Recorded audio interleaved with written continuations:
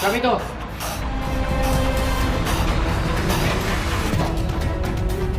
Woi! Woi! Woi!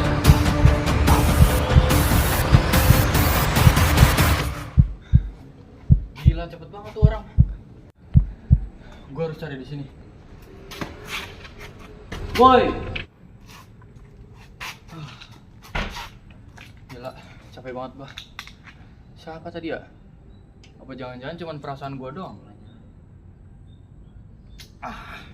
Gara-gara gua gak tidur nih semalam. Udah.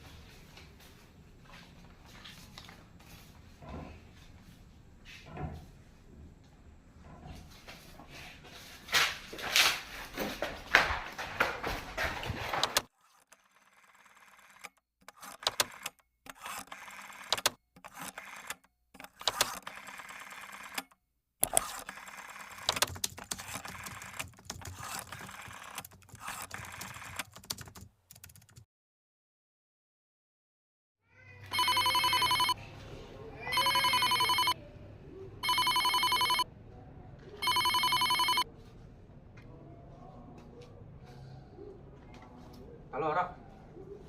Gimana? Lu bisa nggak masuk servernya? Aduh, si Irfan lama banget lagi. Yaudah, yaudah, yaudah.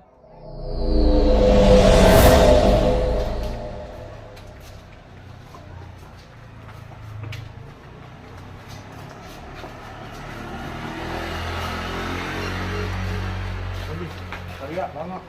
Aduh, lama banget tuh, Pan. Ini berapa kodenya? Ayo coba kita masukin. Iya, bayar nih.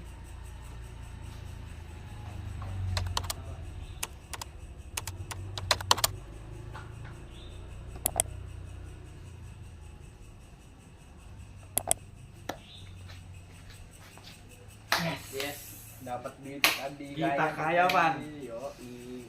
Aduh.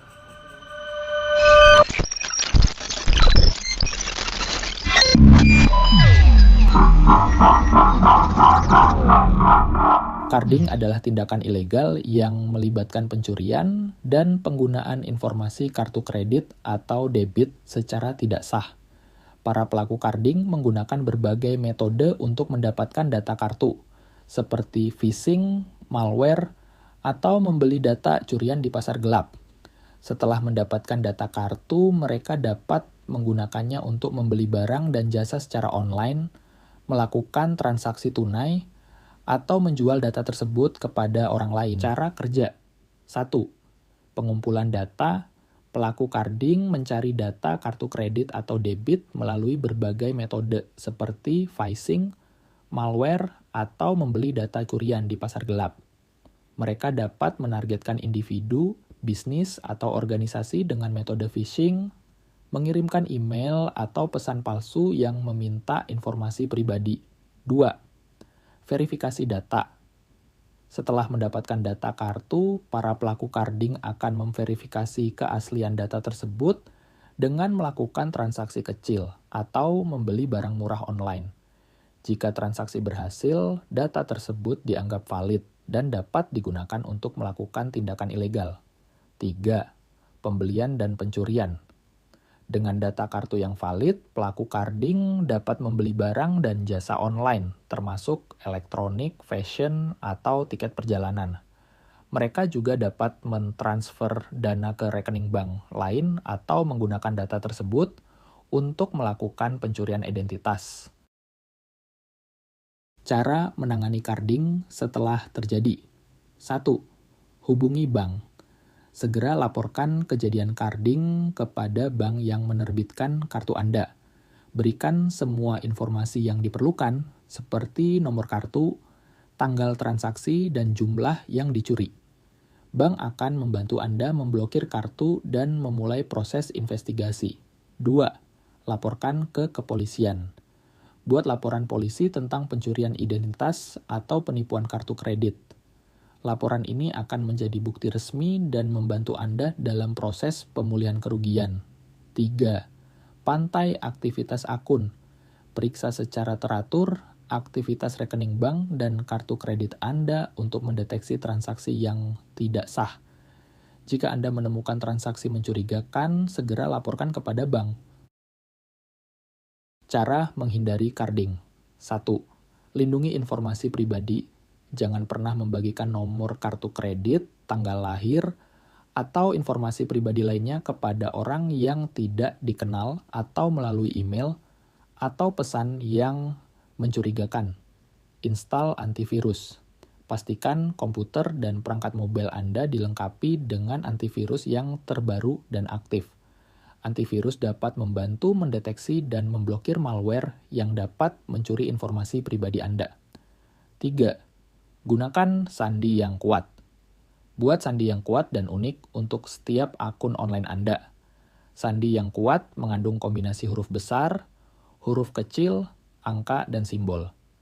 Jangan menggunakan sandi yang sama untuk beberapa akun. 4. Hati-hati saat berbelanja online. Hanya berbelanja online di situs web yang aman dan terpercaya. Periksa alamat web situs. Pastikan ada simbol gembok pada URL dan gunakan koneksi internet yang aman.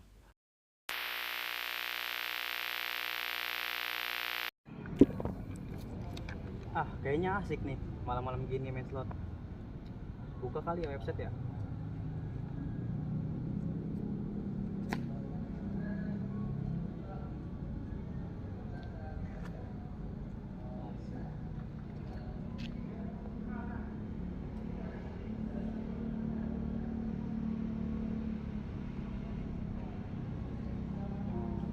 Apa ya? Wah, ada korban baru nih.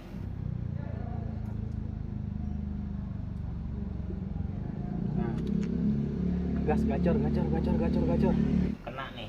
Kena nih. Gacor.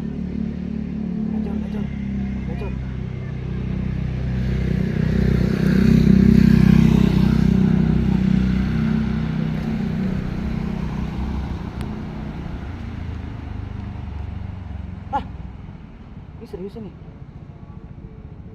Ya ampun. Gak bohong kan? Astaga. Ini gimana? Mantap, 8 juta masuk. Pengertian phishing. Phishing merupakan bentuk kejahatan dunia maya yang dilakukan dengan tujuan mencuri informasi pribadi seperti nama pengguna, kata sandi, dan informasi kartu kredit dari pengguna internet. Serangan ini dilakukan dengan cara memanipulasi pengguna untuk membuka situs web palsu atau email yang dirancang untuk menyerupai situs web atau email resmi.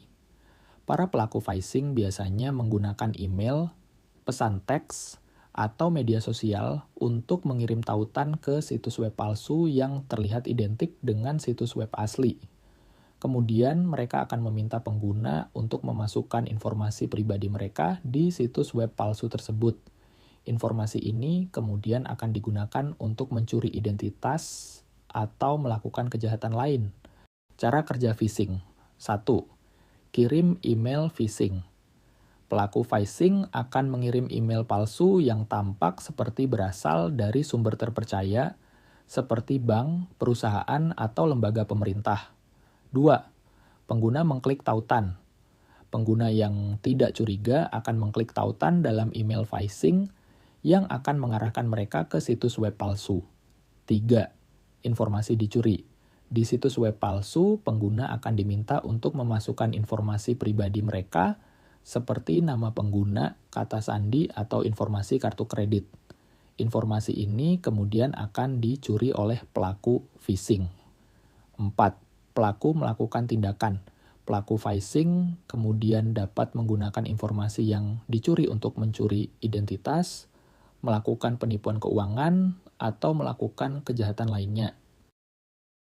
Cara menangani phishing setelah terjadi. 1. Ubah kata sandi. Segera ubah kata sandi untuk semua akun yang mungkin telah terpengaruh oleh serangan phishing. Gunakan kata sandi yang kuat dan unik untuk setiap akun. 2. Lapor ke pihak berwenang. Lapor serangan phishing ke pihak berwenang, seperti polisi atau lembaga perlindungan konsumen. Menyediakan informasi yang detail tentang serangan tersebut akan membantu pihak berwenang melacak pelaku phishing. 3. Pantau aktivitas akun. Pantau secara berkala aktivitas akun Anda untuk mendeteksi aktivitas yang mencurigakan. Jika Anda melihat aktivitas yang tidak biasa, segera hubungi bank atau perusahaan yang terkait dengan akun tersebut. 4. Pertimbangan untuk mengubah informasi pribadi. Jika Anda merasa informasi pribadi Anda telah terkompromi, pertimbangkan untuk mengubah informasi pribadi Anda, seperti alamat email atau nomor telepon. Cara menghindari phishing. 1. Verifikasi URL. Selalu verifikasi URL situs web sebelum Anda memasukkan informasi pribadi. Pastikan URL tersebut benar dan terlihat sah. Waspadai URL yang tidak biasa atau yang tampak mirip dengan URL asli. 2. Perhatikan tanda-tanda phishing.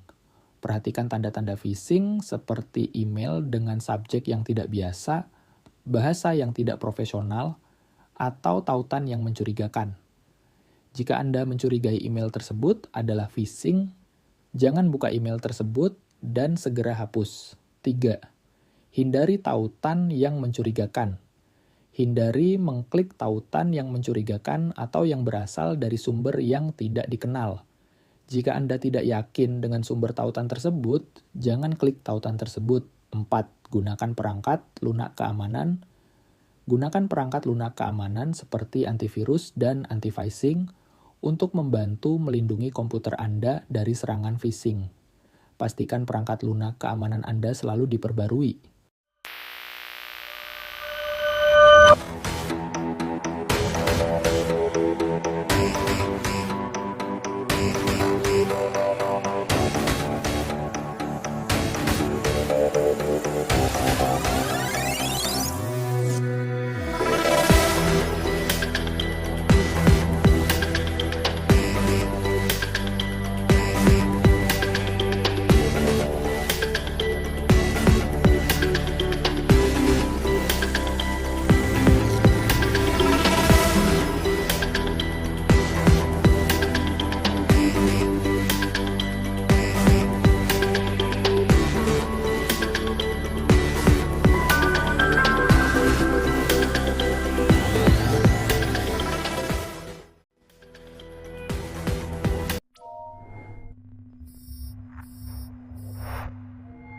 Access granted.